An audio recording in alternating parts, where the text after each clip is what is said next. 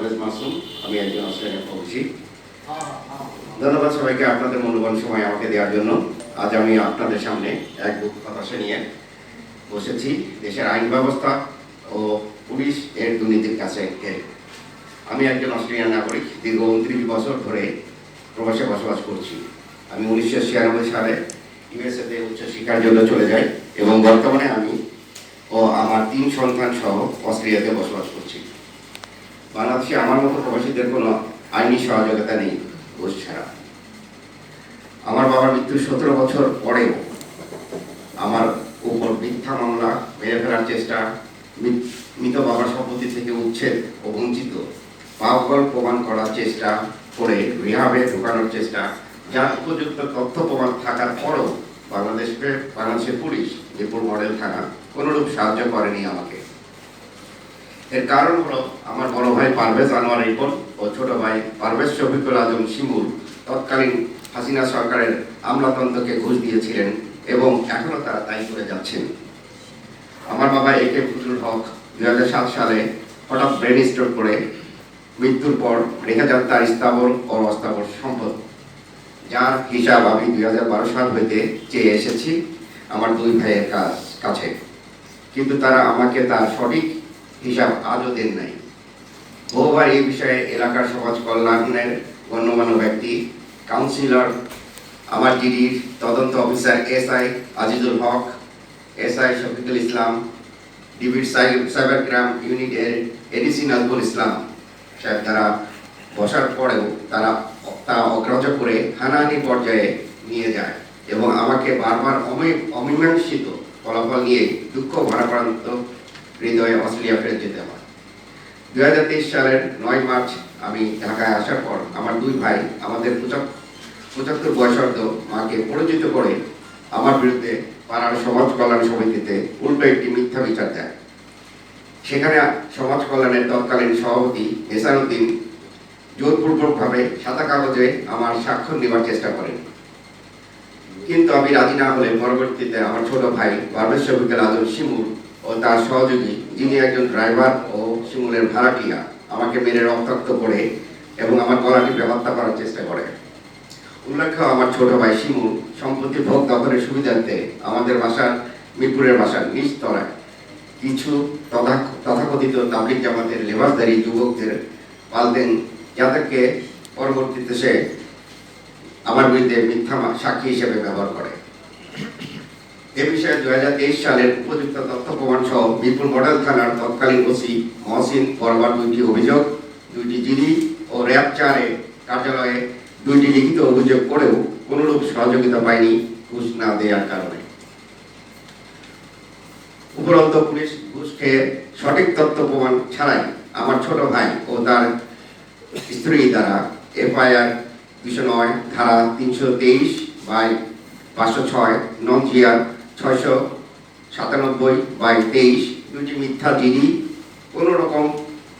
কোনো প্রকার তদন্ত ছাড়াই আমাকে পুরোপুরি অজ্ঞাত রেখে SI Shafiqul Islam PPM অ্যাওয়ার্ডপ্রাপ্ত Mirpur model থানার তত্ত্বাবধানে 2টি ওয়ারেন্ট তৈরি করে 2023 সালের 31 অক্টোবর রাত 12টা 50 মিনিটে আমার মিরপুর 1 বাসা থেকে সিভিল ড্রেসে এসআই ফারুক, এসআই সাইফুল আমার বাসায় এসে বলেন আমার বাসায় অজ্ঞাতনামা এক সন্ত্রাসীকে আমি আশ্রয় দিয়েছি।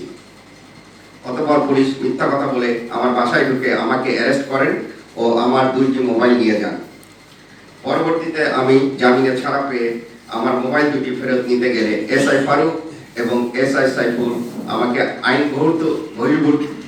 বহির্ভূত অ্যারেস্ট করার ভিডিওগুলো জোরপূর্বক ডিলিট করান ও মুছ লেখা নেন যাতে আমি ভিডিওগুলো কোনো নিউজ মিডিয়াতে পোস্ট না করি। এই মামলাগুলোতে সাক্ষী প্রদানকারী ব্যক্তিরা আমার ছোট ভাই এর পালিত তাবলিগ জামাতের লেবাসধারী ব্যাচেলর ভাড়াটিয়া, যাদের মধ্যে নজরুল ইসলাম আমাকে 2 বার গলা টিপে প্রাণনাশের চেষ্টা করে ও আমার ছোট ভাই শিমুলের নির্দেশে, যাতে আমি ভয় পেয়ে অস্ট্রেলিয়া ফেরত চলে যাই। এছাড়াও আমার বড় ভাই পারভেজ আনোয়ার রিপন ও ছোট ভাই পারভেজ শফিকুল আজম শিমুল আমার পরিবার, আত্মীয় স্বজন, পুলিশ, প্রতিবেশী ও সমাজের কাছে আমার বিরুদ্ধে মিথ্যা অপবাদ ছড়িয়ে দিয়ে আমি সাইকো, পাগল হয়ে গেছি বলে আমার প্রত্যেক পৈতৃক সম্পত্তি থেকে বঞ্চিত করার চেষ্টা করে যাচ্ছে, কারণ আমাদের সমাজে পাগল সম্পত্তির ভাগ পায় না। ইতিপূর্বে আমার দুই ভাই আমাকে তেজপুত্র খেতাব দিতে চেয়ে ব্যর্থ হন, কারণ বাংলাদেশে এমন কোনো আইন নেই।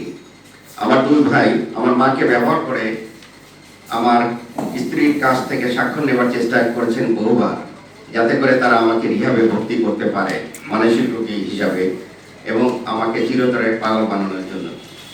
এর মীমাংসার সাথে আমি 27/7/2023 তারিখে আমার উকিল দ্বারা আমার বাবার প্রত্যেক সম্পত্তির হিসাব চেয়ে একটি উকিল নোটিশ পাঠানো হলেও আমার দুই ভাই তা অগ্রাহ্য করেন।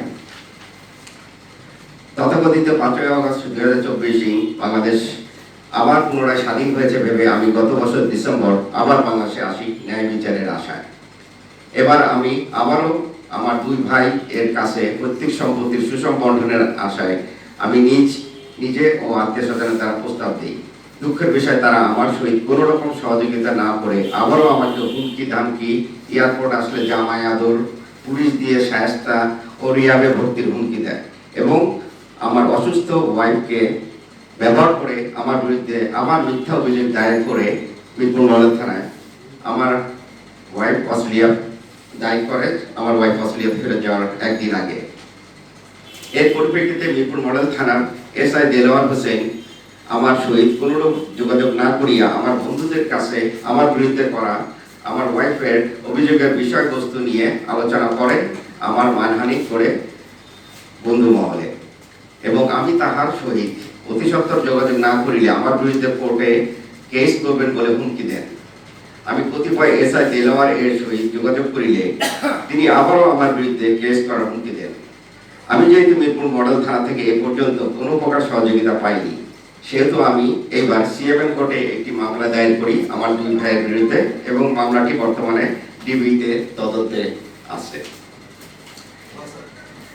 আমি ডিআইজি জনাব আওলাদ হোসেনের সহিত গত 4 ফেব্রুয়ারি 2025 তারিখে যোগাযোগ করি এবং পুলিশের ঘুষ চাওয়া এবং অসহযোগিতার কথা তাকে অবগত করি।